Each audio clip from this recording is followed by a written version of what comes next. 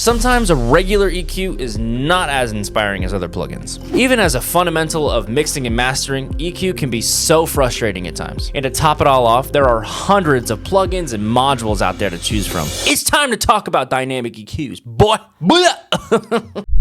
Deven here with another episode for you today, and this one is a personal favorite, Dynamic EQ. What is a dynamic EQ, and why should I use it?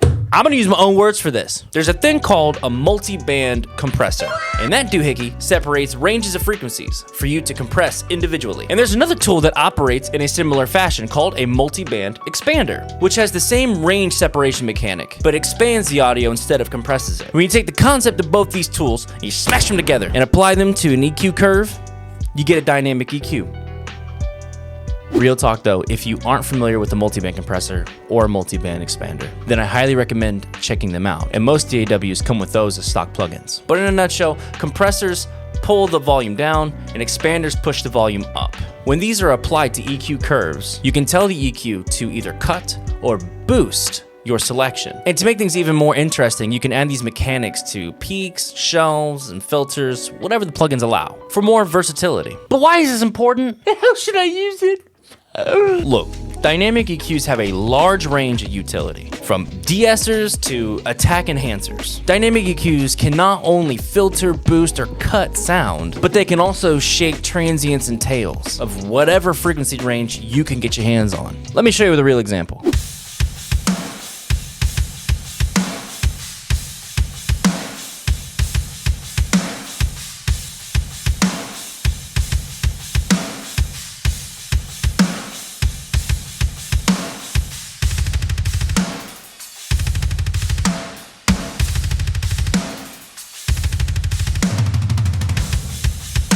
Dynamic EQs also have a great way of soothing harsh frequencies. Many people use a peak curve and sweep around to find unwanted harmonics, and then cut them to ear. But sometimes this can lead to really odd sounding shit. Very unnatural, very processed, and just weird. Oh, and here comes a dynamic EQ to save the day. Instead of outright pulling these unwanted frequencies down, we'll switch the band to a dynamic point, then set the threshold to where the signal is cutting the frequency when it's loud, but not when it's less apparent. Doing this will help make the source sound natural while also getting rid of unwanted frequencies. This is where great knowledge of compression comes in. There's a link in my description if you missed my video about compression. For the attack and release settings that you'll need to also set, I usually make the attack as fast as I can and the release time set to medium or long. The longer the release time is on a dynamic EQ, the more apparent your EQ moves will be, and the closer to a regular EQ you'll get. There are so many possibilities with the dynamic EQ. My main use for them is using an EQ curve to cut out frequencies that build up through effects or layers. For example, if you use a dynamic EQ after a reverb plugin, then you can make sure that 500 Hz doesn't build up too much. To create a powerful beginning,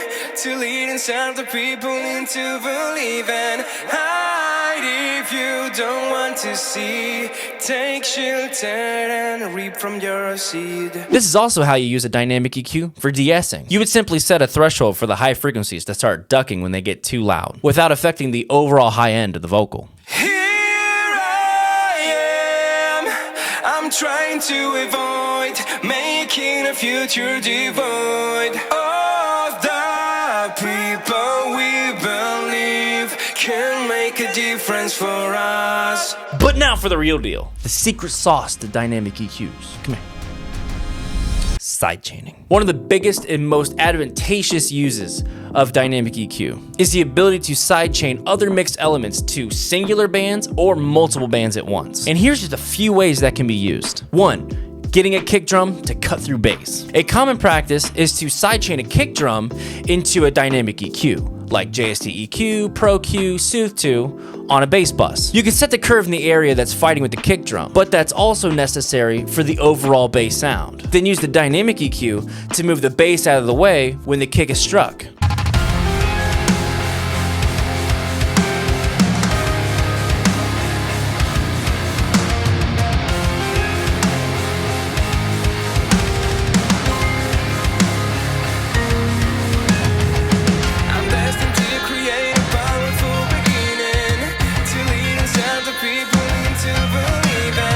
2, getting a snare drum to cut through guitars. Another super common use for a dynamic EQ is throwing one onto a distorted guitar bus and then carving out the range where the snare drum has its thunk.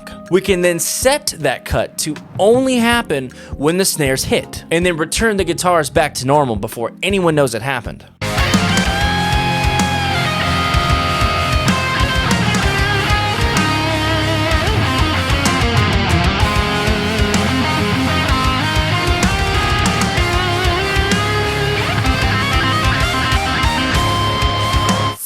Making your vocals gel better with your instruments. Dynamic bands can be set on multiple mix elements, all sidechained to your vocals, in order to aid them sitting on your tracks better. Obviously, getting a great balance is more important, but this can be effective if there are multiple instruments and synth layers underneath the vocals.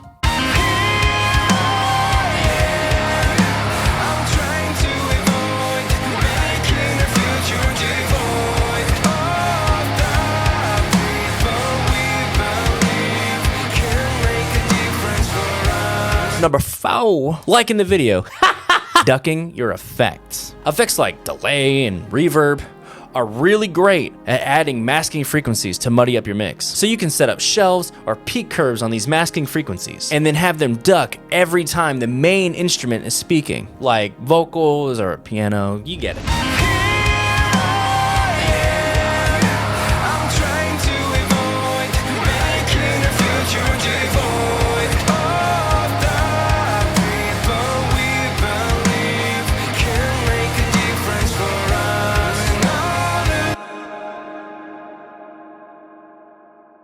Sounds like a versatile tool, doesn't it? I don't know what I would do without dynamic EQs, honestly. Probably just get like better at balancing and EQing and whatever. But the effect on the mixing game is so astounding. And you should really check these out if you haven't already. Also, if I left out anything really cool about dynamic EQs, let us all know in the comments. Anyway, thank you so much for watching the video. I hope you at least learned something new about dynamic EQs, whether it's their existence or how to utilize them. Make sure to give the video a thumbs up and subscribe to the channel if you want more content like this. Oh, and as always, explore music. It's the best shit in the planet.